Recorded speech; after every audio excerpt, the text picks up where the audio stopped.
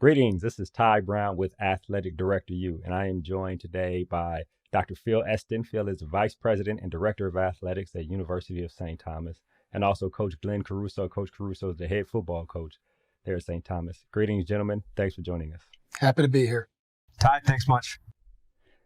Now, a little bit about your backgrounds. Dr. Esten, you have been, I guess, in the college athletics for almost 25 years now. Spent time at Ohio State, Minnesota, Cal Berkeley, Penn State, time in external relations and development.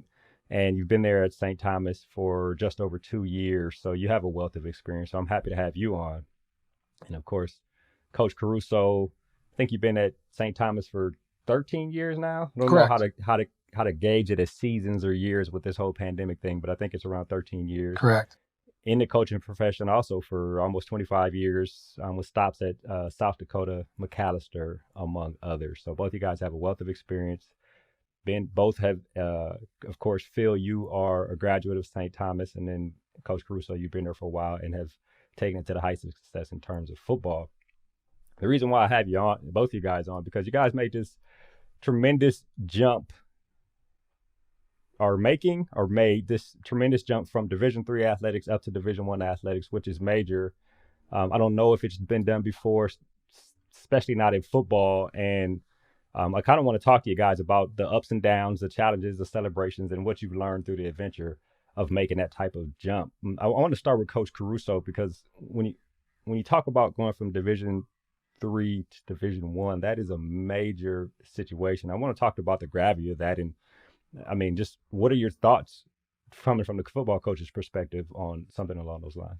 Well, I think if you look at everything that we're going to do and have done and will have to do through the lens of it being a tremendously unique opportunity and a blessing, then I think it kind of tints it appropriately and makes you feel a little bit better about all the transition and all the things that are going on. But yeah, there is a lot of gravity. You're right. It hasn't been done probably because it's not an easy thing to do. So trying to focus, I know it's trite, but trying to focus and compartmentalize it just into small little snippets that you can digest, because I'm pretty sure if I step too far back and I sat in Phil's chair down the hallway, it would probably, blow my mind up, right? So just trying to control what we can control and to make sure that what we have and who we are is able to be scaled. And that's no small task, but at least we have, I think, a pretty good roadmap, being that we're the ones having to draw it. Right, exactly. You talk about moving from Division III to Division I. Of course, Coach Caruso, his focus is football. And we know Coach Caruso, everything's about football, the non-negotiables, moving things forward. But when you talk about college athletics, Dr. Esten, there had to be a number of challenges that you had to think about going into making this move from Division III to Division I. Talk a little bit about your mindset, right? You come into the job, things happen with the conference, and then you start embarking on this adventure that we are embarking on now. Talk to us a little bit about that. Yeah, sure. Ty, as you mentioned, this is the first that we're aware of in, I'd say, modern day athletics that has made this move. Of course, it's a different framework and format than it was several decades ago. And, shortly after we learned that the MIAC was no longer, they were going to proceed without St. Thomas, we started thinking about our future, and that future was uncertain at the time. And I'd say the biggest challenge for us is we don't know what we don't know, right? And so when you look at anybody who's reclassified before Division III to Division II or Division II to Division I, there's kind of a blueprint and a roadmap for those schools. And so for us, it's really been, how do we anticipate what we don't know and prepare for that?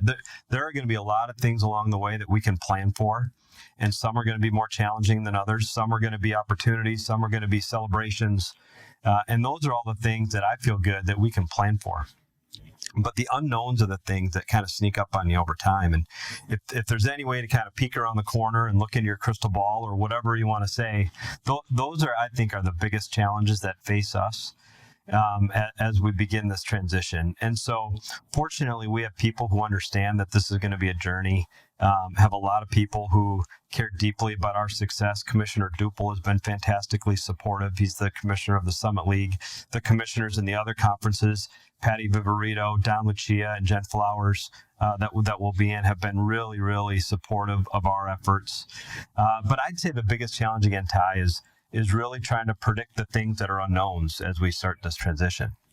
Yeah, I wonder, you probably could have made that statement right at the beginning of the journey. And I wonder, the unknown from that point has become known. What are some of the challenges that you've dealt with along the way to this point? Yeah, some of those are sitting down with coaches who have had a lot of success in their tenures at the Division III level, and really having a conversation with them about the fact that, look, we understand that this is going to be a journey. We're going to have to develop different metrics to measure against success. It's not only what happens on the playing field or the court or the ice or the pool or whatever it might be, but how do we really sit down and measure success for the long haul? And knowing that really having great success on the field in 5 years is perhaps more important than having that in 1 or 2 years. And what are some of the things that we can avoid on the front end that are perils to maybe falling in the trap of taking a shortcut and working against that success from a long-term sustainability standpoint? I think that's really been, for me, the eye-opener, is sitting down with all of our coaches and having conversations around, okay, how do we really work with you to develop metrics for success, understanding that this is going to be a journey, and understanding and respecting that you're accustomed to having a lot of success. And so working through that it's been exciting. It's been a lot of fun, but that's been one of the biggest challenges, I'd say. Yeah, it has to be. Coach Caruso, you were on the other end of that type of conversation. You and I talked over on the One Question podcast early on, and you talked about focusing on what you can control. And that is something that you always talk about, whether it be within the family, whether it be as a football coach, as a football player, in life and in general. When those conversations started, like where does your brain go?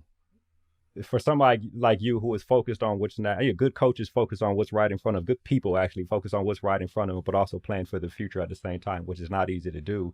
Talk to me a little bit about your mindset when the conversation starts happening. You're on the other end of these conversations that Phil is talking about. Tell me about your mindset early on. We're talking about 1.5 years ago, something along those lines. Sure. Well, gaining a lot of thoughts, advice, and perspective from our leadership, Phil, and certainly President Sullivan. I think that's, I don't like to use the word confidence, but it gives you a belief that we're going to be able to handle whatever transitions come. Phil just said, you don't know what you don't know. Absolutely.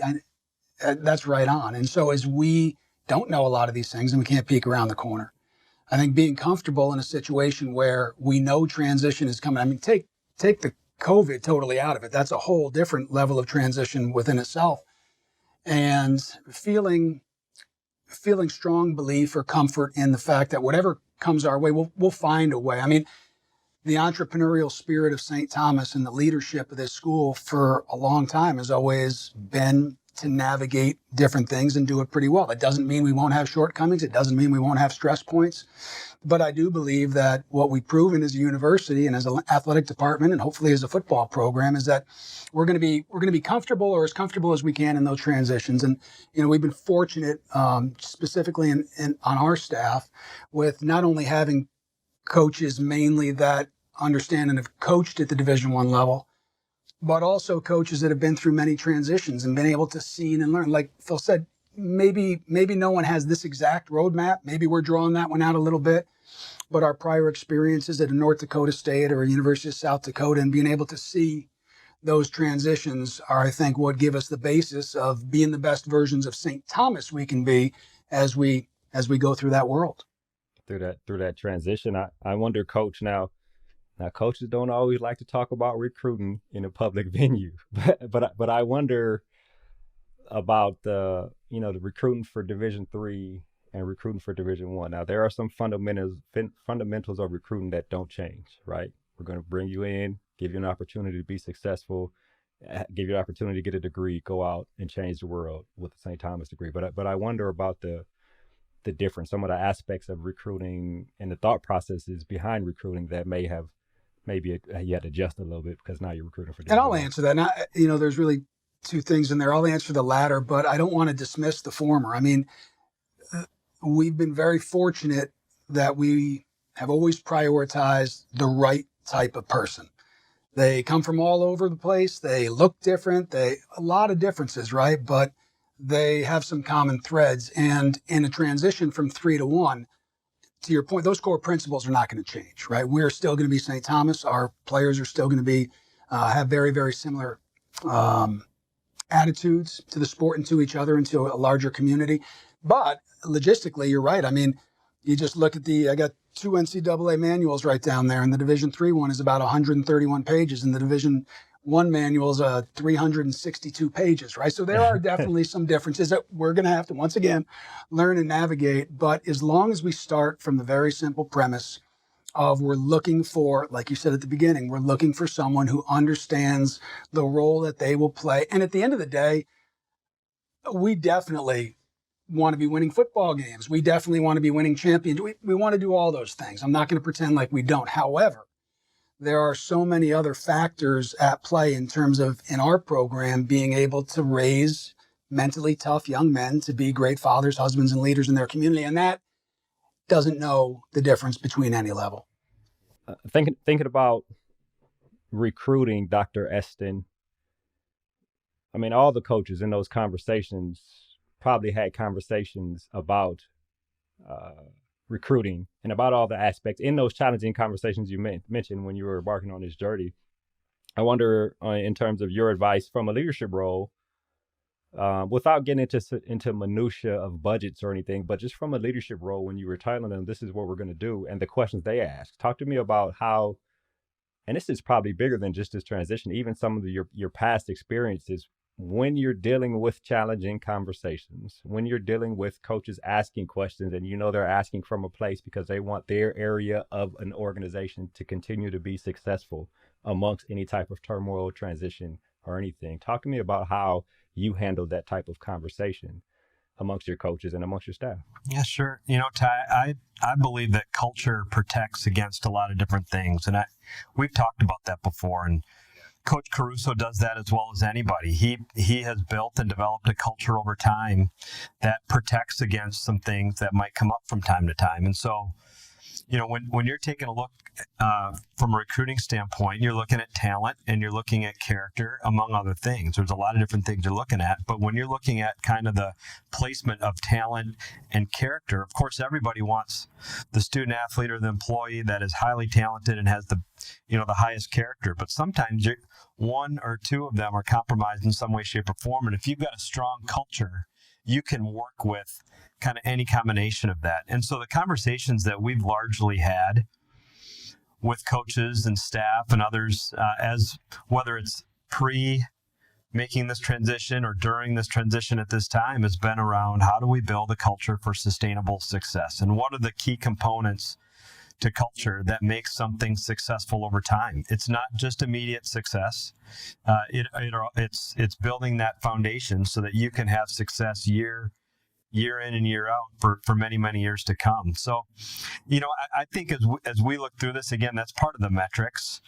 What are the metrics that we're developing to help measure whether or not we're making progress in certain areas and having success in other areas? And really, ultimately, at the end of the day, the impact we're having in our community and having on student athletes is the number one metric. And that comes in a lot of different ways, Ty. But I'd say really having deep conversations around how do you intend to build culture? Would you define culture in your program? What are the key components to building that culture? How can we help? What are the resources that you need? Those to me, I think, help the conversation move along, and I think it helps some coaches think a little bit differently about how they may have to recruit in order to be successful during this transition. Yeah, I've heard you speak, and we've talked actually a couple times about how you and your family analyze decisions and transitions, looking at, I think he called it looking at going through each gate ask your questions, evaluate, do I go through this gate? And if we go through this gate, will the outcomes allow us to go through the next gate that we want to do with our career, with our organization? Talk to me about the internal conversation in terms of 2 years ago, a year and a half ago, and I guess how that thought process you have has been implemented here, at St. Thomas, and really the internal part of it is what I'm interested in. You know, frankly, I try to do my best to simplify everything that we're doing. And so as an example, I'm personally not one that feels we need rules and regulations and policies for every single thing that we do. I'd like to think that we could live by one rule: do the right thing. Unfortunately, some people define the right thing differently than other people. So then we have to make rules around what the right thing is and how we define the right thing. And so, frankly, as we have conversations with our staff, with our coaches, I think we need to make it as simple as possible. And the more we can simplify those conversations, as you mentioned, my family and I, as we've looked at opportunities in the past, is this something that works for us as a family? Is this somewhere we can see ourselves long term? If the answer is yes, we go through the gate and we move on to the next question. I think that's something you can apply whether you're recruiting somebody or not. Can you see this young student athlete, this young person fitting on your team? And if the answer is yes, then you move to the next question. If the answer to that is, you move to the next question. And ultimately, there's a determining point where you decide if this person can be a good fit academically and athletically at the University of St. Thomas. And, for us, it's important. I think for a lot of places, it's important that you're recruiting somebody that you think can be successful both academically and athletically. And there's a lot of reasons why you need to do that. So again, I think really simplifying the process to a point where there's very simple questions, very simple assessment, even though it's an extremely complex world. As Coach Caruso said, the rules and regulations get more complex every single day. So I think the more we can apply kind of a simplified process, the easier it becomes for all of us. Right. Yeah.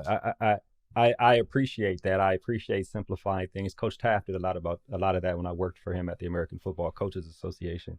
If things got too complex, or if we lost somebody out the office who handled the problem, well, let's not recreate everything they did. Let's simplify the job so that more people can take care of it in the office. I do wonder, Coach Caruso, I'm always interested in picking your brain. Every time I have you on the podcast, every time we're together, what I wonder about is your internal processes when you talk about habits.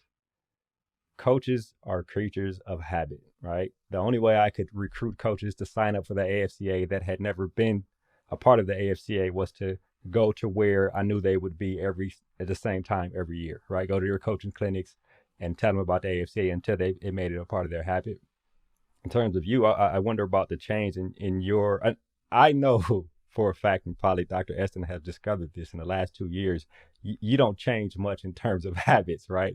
But I wonder, this is a big undertaking, right? And you just told us about some of your mentality, the insight, and thinking about the gravity of the situation. But I wonder if this transition, or this transitioning process as it is happening, has had an effect on some of the habits you've developed over the last 25 years as a football coach. For sure. And I don't know if not altering habits is, I don't know if that was a little compliment you gave me right there, or a little slight, but I'd like to look. Hey, you're successful at what you do, so there has to be something. We're getting there. We're getting there.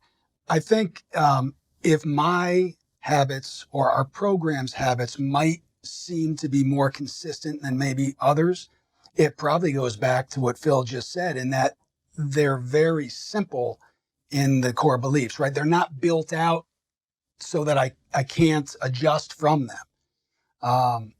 Do the right thing is quite legitimate. One of our habits is take the next right positive step, right? It's simple. If I can't see what's going on a year, 2 years, 10 years down the road, I'm fairly certain that a habit that we should all use is take the next right positive step and then recalculate and figure it out from there.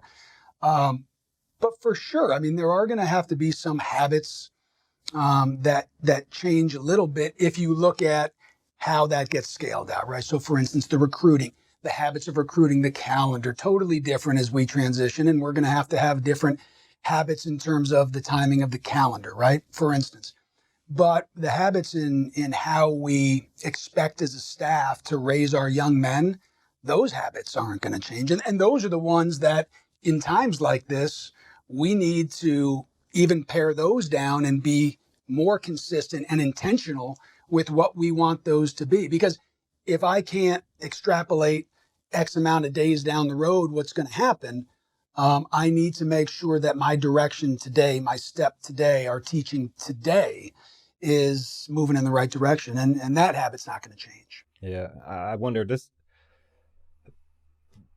is a big deal in the entirety of campus, right? And so I wonder about other faculty and staff on campus and their interactions. I guess when you do have those interactions, Coach Caruso, and then of course over to you, Phil, in terms of on an administrative level, um, their thought press and their support, I guess, in order for you to make this transition. Talk to me a little bit about those conversations or those questions. Coach Caruso, first, you, with any interaction you have with the greater campus, I'm sure with the number of student athletes you have on the football team, there's an aspect of student affairs and student life development that you probably interact with on some form. I wonder about those conversations and those questions on campus. Well, let me preface it by saying the number of data points that I would get are nowhere near the number of data points that Phil would get on that. And I do, not trying to pass the question. I'm just surely telling you he probably has a better broad perspective of that than I do in my dealings. And we're very fortunate that you get a chance to see a lot of the faculty members. And I think there's a ton of excitement. Not to say everything is perfect. You know, a lot of the unknown, as we all know, affects people in different ways. But in the limited contact that I've observed, it's been overwhelmingly positive with almost let's be excited for what might be. But again, very limited relative to what Phil deals with on a daily basis. Phil, any insight on that, the greater campus, right? Sure. I think one of the really interesting factors about making this transition is that it's not just the athletic department transitioning from Division III to Division I. It's the entire community. It's the entire university community. It's faculty and academic affairs and student affairs and enrollment and our alumni, and the entire kind of Tommy universe is making this transition in reclassification from Division III to Division I. And I'll give Coach Caruso and his staff a lot of credit because his student athletes are integrated into the campus community, integrated into the academic environment and the residential living environment and extracurricular activities on campus. And that, I think, has allowed some trust to occur. And that's been built over a lot of time. But that trust then does allow us to make some of these things in a way where nobody understands necessarily what the implications are until you make the move. And so I think Coach is right. There's a lot of excitement on campus for what can happen next. There's been a tremendous amount of support for trying to develop framework and systems that help us to make this move. Of course, when you start talking about financial aid and enrollment and scheduling classes and scheduling practices and travel times, et cetera, that's different at the Division I level than it is at the Division III level. And this campus has been just tremendously supportive of intercollegiate athletics at the Division III level. And I think everybody's really open-minded to see what this might look like in the future. Something else that Coach mentioned earlier is just the true entrepreneurial spirit, I think, at the University of St. Thomas that is really starting to show itself again as we make this transition. And you think about the last 4 or 5 decades, and a lot of things on this campus have developed over time that have allowed us to kind of be on a trajectory that has put us in a position to be able to potentially make this move in a successful way. And so, again, I felt just great support from the leadership on campus, President Sullivan, our board of trustees, to partners across campus, again, whether it's the development office or marketing communications and enrollment in the finance office and academic affairs and student affairs. Really, everybody is part of this transition, and I think they all feel ownership in its success. Right. Excellent. I'll ask a couple questions here and then we'll wrap. For you, Phil, I've also heard you say that as a leader, when things get stressful, when things start to change, when you go through anything, you lean on whatever area of expertise you were trained in and you have gained right throughout your career. Talk to me about how you've had to lean on your area of expertise through this process. Yeah, Ty, I think along with that, you learn that when your back's against the wall and the stakes are high, you tend to fall to a certain comfort zone. If you have formal training in finance, you're going to fall to the financial implications of that particular decision, as one example. But I also think it's very, very difficult. One of the hardest things in our business is to be honest with yourself. And in being honest with yourself and being honest with myself, I better know where my blind spots are, because I do have a comfort zone. I think over the course of my career, if I could broadly define where that comfort zone lives, it's probably in the area of brand.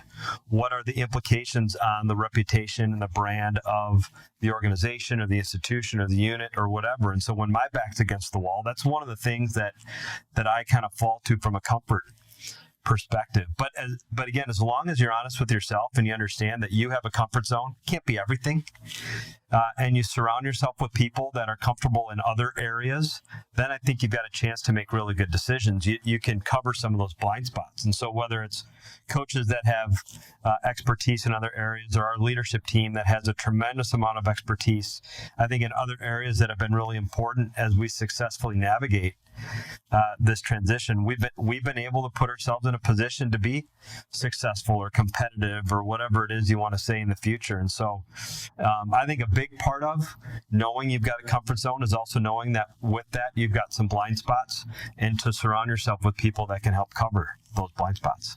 And for you, you mentioned brand, and I like, from the outside looking in, I've always been a big fan since Coach Caruso out there of University of St. Thomas. But I would imagine the brand has grown nationally in terms of when the transition was announced, as you make this transition and actually as you move forward in terms of Sure. Yeah, that's one of the intended outcomes, I think, of this transition for us is we're very proud of what the University of St. Thomas can offer to students, student athletes in our community. We think that the outcomes are very, very positive from a mission standpoint and an academic standpoint. And we feel as if Division I athletics can help us grow that brand and extend beyond a traditional regional boundary and get to some of the other corners of the country. You look at the Pioneer Football League as a great example, the league that we'll be playing in, that's coast to coast. And so we've got an opportunity to engage with alumni and recruit and be in media markets from California to New York to Florida and everywhere in between. And so you're right, that's something that's an intended outcome, and I think we're making some good progress. Yeah, excellent. Coach Caruso, I asked you this last question here, actually tying back to what Phil just said, the comfort zone, right? I don't know what yours is, but I assume you operate in it a lot to be successful where you are, but you're also comfortable operating outside of your comfort zone. Talk to me about that from the football coach's perspective, not necessarily on the field, but everything else beyond. I would agree with you in that I operate a lot within that. I mean, I understand, my comfort zone is human growth, community building, and mental toughness of a greater culture. I understand that. Mine is not brand. I'm probably not going to change that right today. But the time I spend trying to grow has got to occur in those blind spots, right? I mean, if all we did is stay in our lane, you would get so acutely focused that you're not going to be diversified in the way you can communicate with others, right? And so that's where, to your point, the strength-based leadership that you were talking about, I watch Phil do it. I'm not going to say literally on a daily basis, but several times a week, I see it. And I see the positives of it, I think, Ty, are that people look at the outcomes. And that's so important at what we're going to get at. What's the high side, right?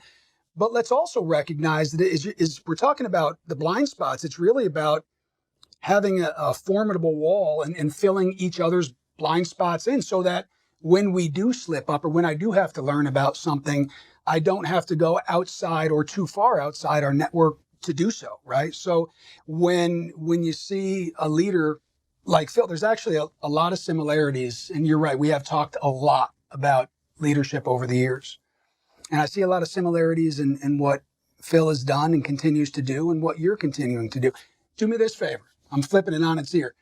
Finish this statement. The role of a leader, this is Ty Brown saying this. All right, you've heard it a million times. The role of a leader, go. Is to create and maintain an environment that people want to be a part of. That's it. That's what's happening down the hall, 50 feet. And we have a lot of things to do, but it's a very simple mission statement or why. And when we surround ourselves with people that start with that and then have all of these great different tentacles that can help us, the high side's pretty high, the fall's not as low, but the ride is pretty awesome. Yeah, it is. Well, gentlemen, this has been an excellent conversation. I really appreciate the insight you've given us on your transition from Division III to Division I, and really appreciate you joining us here on Athletic Director U. Appreciate you, Ty. Thanks, Ty. Appreciate it. Yes, sir. That was Dr. Phil Esten. He's the Vice President and Director of Athletics at University of St. Thomas, and also from St. Thomas, we've had Coach Glenn Caruso, the head football coach. And of course, I am Ty Brown with Athletic Director U. And keep in mind, the role of a leader is to create and maintain an environment that people want to be a part of. And as always, be better tomorrow than you are today.